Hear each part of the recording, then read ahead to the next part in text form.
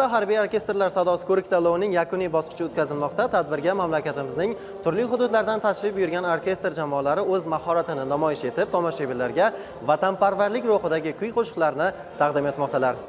Tanlov ikki asosiy musiqali shartdan iborat. Birinchi shart saf xizmat repertuarlarini ijro etish bo'lib, bunda jamoalar 7 daqiqa ichida davlat madhiyasi, kutib olish, bayroq olib kirish va olib chiqish hamda saf marshi, ko'rgazmali chiqishni ijro etdilar.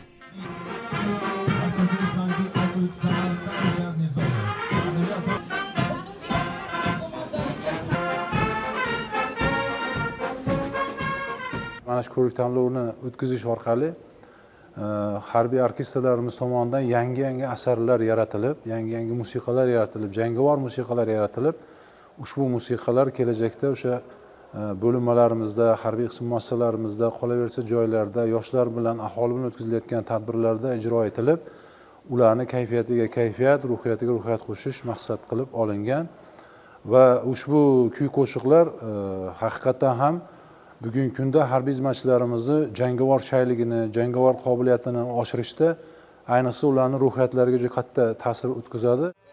Tanlovning ikkinchi shartida harbiy orkestrlar 10 daqiqa davomida jahon klassik musiqasi, milliy kuy-qo'shiqlar, estrada va jaz yo'nalishidagi asarlarni ijro etib, o'z mahoratlarini namoyish qildilar.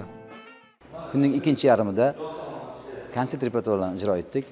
Bu jahon klassikasi, o'zbek kuylaridan harbiy orkestrlarimiz bilan birgalikda damli va zarfli musiqa asboblari bilan ijro etdik. Bu ko'rik tanlovimizning birinchi bosqichi harbiy okruglar o'rtasida o'tkazildi.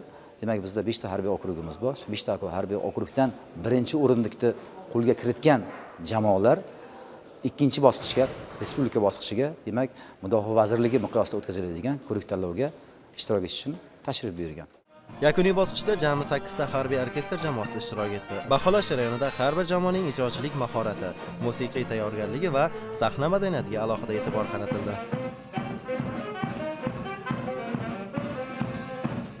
Bugun yangragan har bir marsh, har bir ohang bu vatanga bo'lgan sadoqat va faxr ifodasidir. Harbiy orkestrlar sadosi harbiy orkestrlarning ijodiy qudratini, ularning yagona maqsad vatan himoyasi yo'lidagi birdamligini yana bir bor namoyon etdi. Zokir Mo'minov, Salohiddin Ro'zimov bugun dastur uchun.